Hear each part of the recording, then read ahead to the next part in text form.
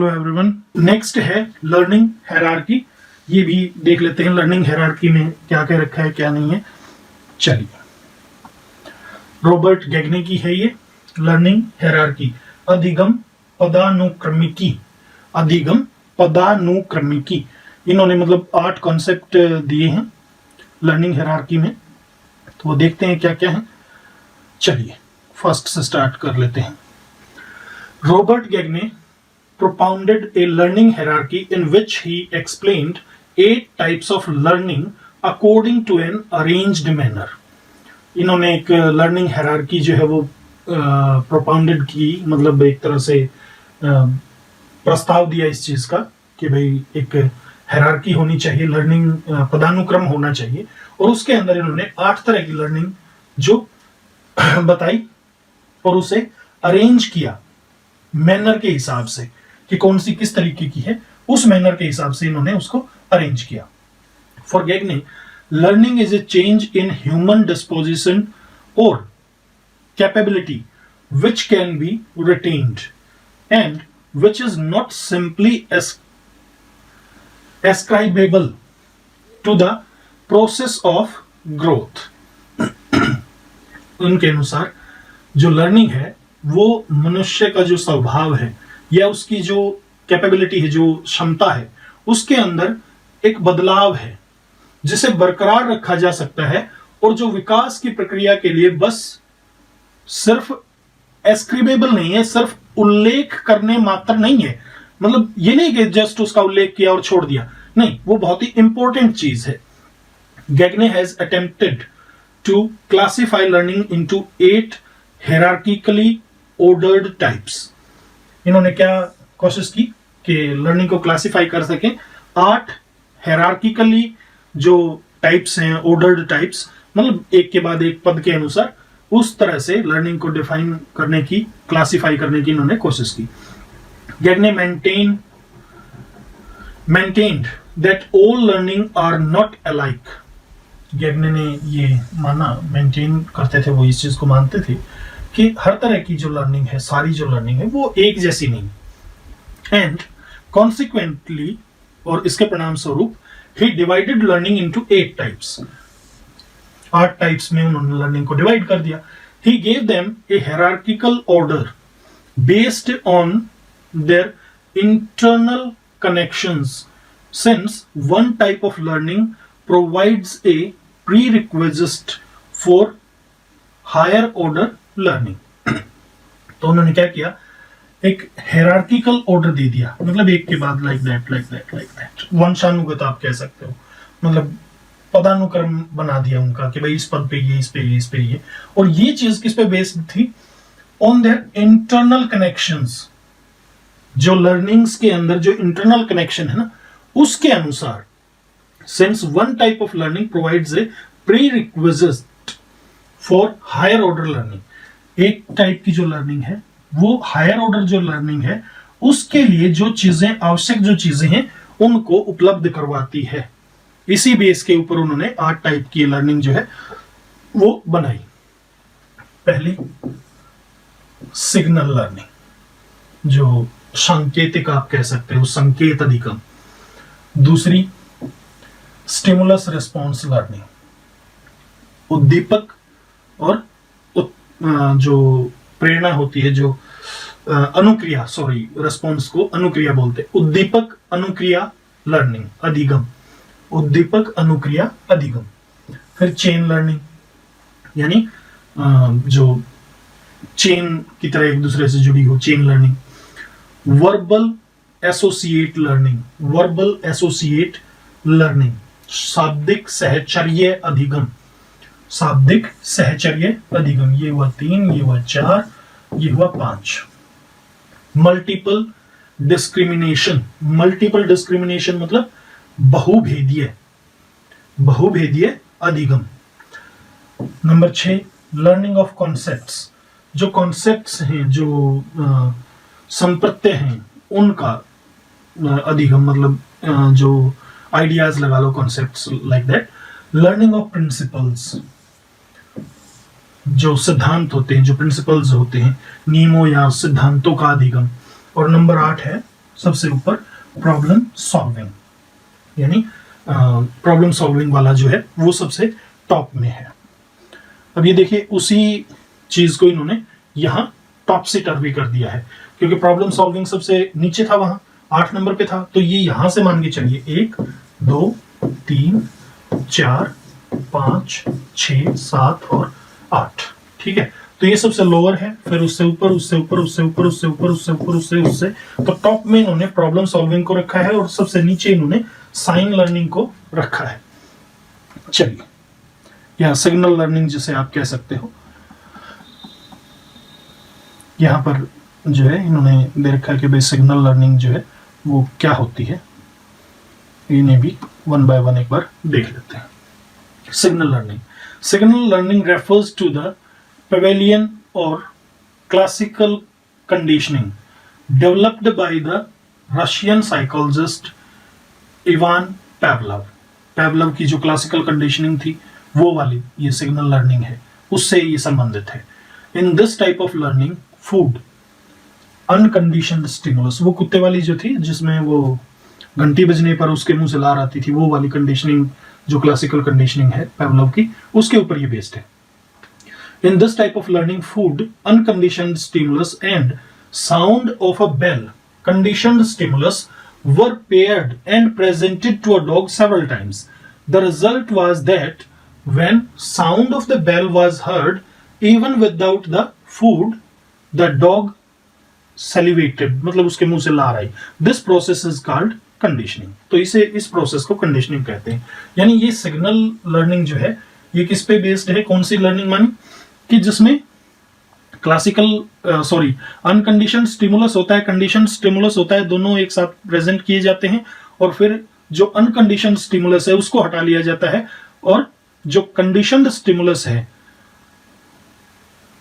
उसे मतलब प्रेजेंट किया जाता है, तो उसके बाद भी जो रिस्पॉन्स होता है ना वो इस लर्निंग के अंदर आता है। दूसरा है stimulus response learning. Stimulus response learning is association of specific stimulus with specific response. Operant conditioning was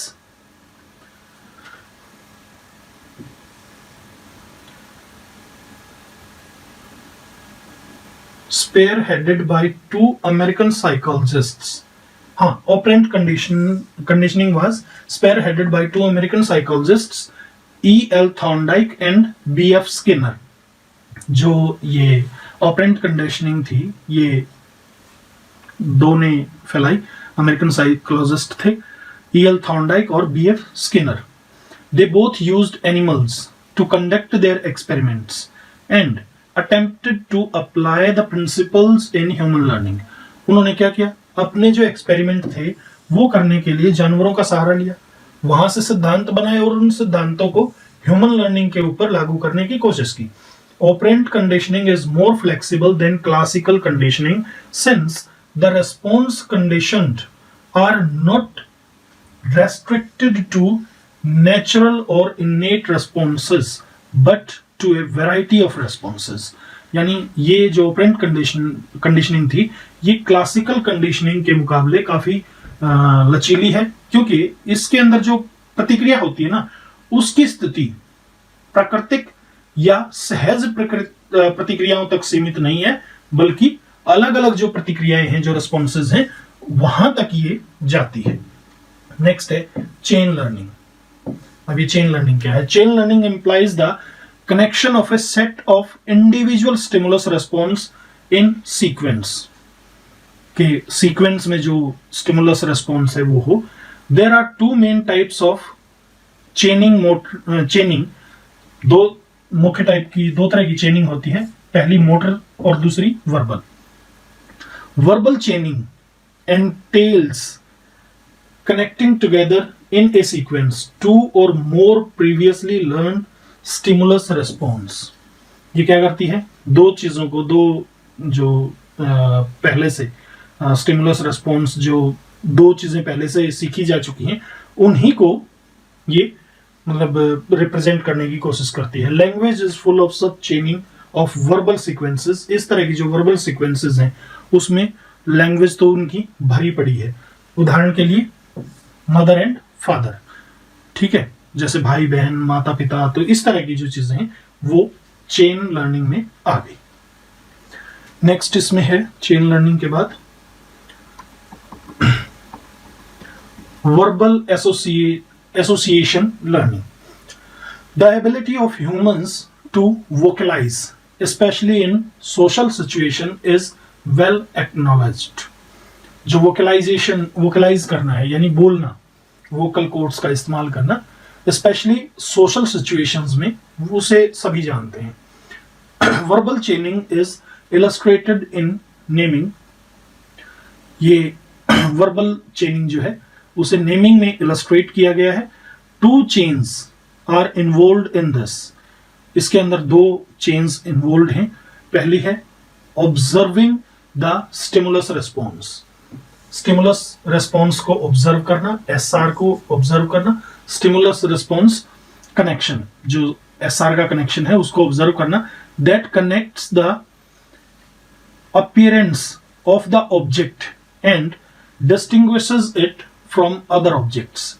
जो किस चीज को कनेक्ट करता है, that connects the appearance of the object. Object भाई कैसा दिख रहा है उसकी अपीयरेंस से वो कनेक्ट होता है, and distinguishes it from other objects, और दूसरे जो ऑब्जेक्ट्स हैं उनसे इसको अलग करता है। दूसरा है इसमें the SR connection that stimulates the child itself to the name of the object. दूसरा क्या है, वो है कनेक्शन, एसआर कनेक्शन होता है ये भी। तो ये एसआर कनेक्शन कैसा है, जो बच्चे को स्टिमुलेट करता है, उत्तेजित करता है, किस चीज के लिए, कि वो खुद ऑब्जेक्ट के नाम के ऊपर जाए। The child itself to the name of the object, उसके नाम से उसको स्टिमुलेट करता है। पहले में क्या है मतलब 2 चीजें हैं उनको आपस में डिस्टिंग्विश करता है, और दूसरे में नाम के ऊपर जो है वो जाता है। एक चीज जैसे उसको पहचान लिया ऑब्जेक्ट को, फिर उसको डिस्टिंग्विश करता है दूसरे ऑब्जेक्ट से, लेकिन दूसरे में सीधा नाम के ऊपर जाता है। तीसरा है मल्टीपल डिस्क्रिमिनेशन। मल्टीपल डिस्क्रिमिनेशन, जो डिस्क्रिमिनेशन होती है मतलब अलगाववाद। Discrimination refers to reinforcing selectively some responses to one aspect of the environment। जो ये डिस्क्रिमिनेशन है, ये पर्यावरण के एक पहलू को सिलेक्ट कर लेती है, चुन लेती है, उसको चुनकर कुछ प्रतिक्रियाओं में से, मतलब जो कुछ एक प्रतिक्रियाएं होती हैं, जो कुछ एक रिस्पॉन्सेज होते हैं, उनमें से किसी एक खास उसको चुन लेती है। क्या करने के लिए, उसको मजबूत करने के लिए। इसी चीज से ये मतलब इसी चीज को ये प्रेजेंट करती है, संदर्भित है। द बिहेवियर में then show a specificity of response to only one given stimulus. तो ऐसे उसमें जो व्यवहार है ऐसी कंडीशन में एक ही स्टिमुलस के अकॉर्डिंग एक खास रिस्पॉन्स देता है, मतलब एक पर्टिकुलर जो रिस्पॉन्स होता है वो देता है एक ही स्टिमुलस के प्रति, यानी कि अलग अलग के प्रति। Discrimination involves higher mental processes. Discrimination में हायर मेंटल प्रोसेस की जरूरत है।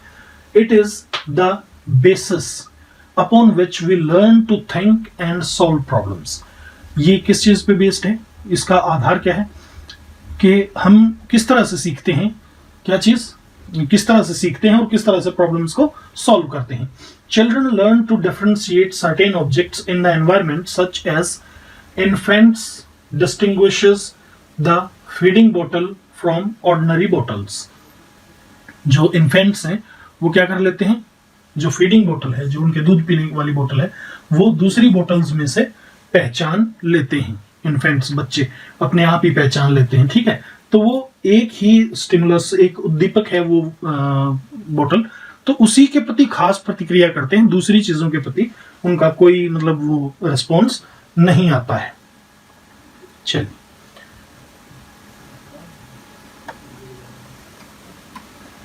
नेक्स्ट इसमें है concept learning. Children and all growing persons learn to classify objects on the basis of some common characteristics of, say, color, size, height, shape. जो children हैं या growing persons हैं वो लर्न कर लेते हैं, वो सीखते हैं क्या चीज, to classify objects on the basis of some common characteristics, कुछ कॉमन कैरेक्टरिस्टिक्स के ऊपर वो ऑब्जेक्ट्स को क्लासिफाई करने की कोशिश करते हैं। उसमें से मतलब कैसे वो चीज कही जाती है, कलर क्या है, साइज क्या है, हाइट क्या है, शेप क्या है, इस तरह से। For example, children would gradually differentiate animals from trees. बच्चे क्या करेंगे, वो धीरे धीरे ये पहचानना शुरू कर देंगे कि जानवर अलग चीज होता है, पेड़ अलग चीज होते हैं। फिर डॉग फ्रॉम शीप, फिर जैसे जानवरों में आ गई, ठीक है, तो जानवरों में कुत्ते अलग, भेड़ अलग। फिर बुक्स फ्रॉम टेबल, फिर बुक अलग, टेबल अलग, यानी ये भी दो ऑब्जेक्ट ही हैं जो इनएनिमेट ऑब्जेक्ट हैं, लाइफलेस ऑब्जेक्ट हैं, उनको भी वो अलग अलग करना सीख लेते हैं। They also learn to make generalization, वो जनरलाइजेशन करना भी सीखते हैं within classes of objects, जो अलग अलग ऑब्जेक्ट्स होते हैं उनकी क्लासेस के अंदर। जैसे अब ये देखिए, एक जनरलाइजेशन भी करेंगे कि ये दोनों चीजें हैं तो एनिमल, ये दोनों चीजें क्या हैं, लाइफलेस ऑब्जेक्ट्स हैं, और ये दोनों क्या हैं, ये लिविंग ऑब्जेक्ट्स हैं। तो इस तरह से वो एक जनरलाइजेशन भी करेंगे और उनको सेपरेट भी करना सीख लेते हैं with in the classes of the objects, and discrimination between classes of objects, और जो क्लासेस ऑफ ऑब्जेक्ट्स होती हैं उनके अंदर डिस्क्रिमिनेट करना भी, मतलब भेद करना भी वो सीख लेते हैं। लर्निंग ऑफ प्रिंसिपल्स, सेवंथ है learning of principles. Childrens learning of principles is gradual, बहुत ग्रेजुअल होती है, बहुत स्लो होती है, and is usually dependent on learning of concept formation and other forms of learning.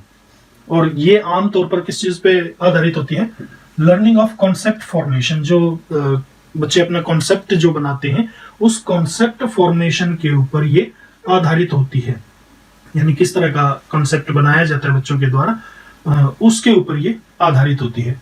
और जो लर्निंग की दूसरी फॉर्म्स है उसके ऊपर भी। Principles involve regular interaction among two or more concepts. जो प्रिंसिपल्स हैं वो एक रेगुलर इंटरेक्शन चाहिए, उनको रेगुलर संबंध चाहिए दो या दो से ज्यादा कॉन्सेप्ट्स के बीच में। And this is essential for every person to function effectively in the environment। और इस एनवायरमेंट में हर इंसान के लिए जरूरी है कि वो एक्टिवली फंक्शन करे, इफेक्टिव तरीके से फंक्शन करे। Principles of spoken language, moral code and psychomotor skills are learned to help the individual function more effectively. और जो प्रिंसिपल्स हैं जैसे स्पोकन लैंग्वेज के हो गए, मोरल कोड हो गया, साइकोमोटर स्किल्स हो गई, जो वो सीखता है वो किस चीज में मदद करती हैं, help the individual function more effectively, ताकि वो और भी इफेक्टिव तरीके से फंक्शन कर सके। Problem solving, Gagne places problem solving at the highest stage of his hierarchy of the learning process. Gagne इसको अपने लर्निंग प्रोसेस में सबसे ऊपर रखता है। तो प्रॉब्लम सॉल्विंग वही है जो भी मतलब प्रीवियस नॉलेज बच्चे ने अटेन की है या क्लासरूम में जो नॉलेज अटेन की है वो रियल लाइफ में कहीं भी उसके सामने आ सकती है, तो उस चीज को वो सॉल्व कर पाए, that is known as problem solving. Gagne's steps of instructions, जो स्टेप्स ऑफ इंस्ट्रक्शंस हैं गैगने के वो देखिए। Gagne also mentioned a sequence of steps of instructions while teaching, teaching करते समय जो इंस्ट्रक्शन के स्टेप्स हैं वो भी उन्होंने दिए हैं। दे आर एज फॉलोज, वो इस प्रकार से हैं। पहला है गेनिंग अटेंशन, यानी जिसे रिसेप्शन कहते हैं, गेनिंग अटेंशन, अटेंशन गेन करना। Tell the learners the learning objective, जो लर्नर है उसे लर्निंग ऑब्जेक्टिव बताना कि भाई उद्देश्य क्या है। फिर तीसरा है stimulate the recall of prior learning, जो प्रायर लर्निंग है, जो बच्चे ने पहले से सीखा हुआ है उस चीज को स्टिमुलेट करना, उस चीज को मतलब एक तरह से उत्तेजित करना। प्रेजेंट द स्टिमुलस, फिर किसी उत्तेजना को उनके सामने प्रेजेंट करना, कोई अधिगम उनके सामने, सॉरी क्या बोलते हैं इसको, स्टिमुलस को, अधिगम तो लर्निंग होती है। उद्दीपक को, किसी भी उद्दीपक को उनके सामने प्रेजेंट करना। डिस्प्ले द कंटेंट, मतलब कंटेंट जो भी वो पढ़ाना चाहते हैं वो उनके सामने प्रेजेंट करना, ये सिलेक्टिव परसेप्शन होती है। नेक्स्ट है प्रोवाइड लर्निंग गाइडेंस, मतलब उनको गाइडेंस देना कि भाई किस तरह से क्या उन्होंने सीखना है, कैसे लर्निंग करनी है। Elicit performance, learner response to demonstrate responding. जो इलिसिट परफॉर्मेंस है, इलिसिट परफॉर्मेंस मतलब निष्पादन की परफॉर्मेंस, यानी लर्नर जो है, जो लर्नर है वो डेमोन्स्ट्रेट करता है, रेस्पॉन्ड टू डेमोन्स्ट्रेट,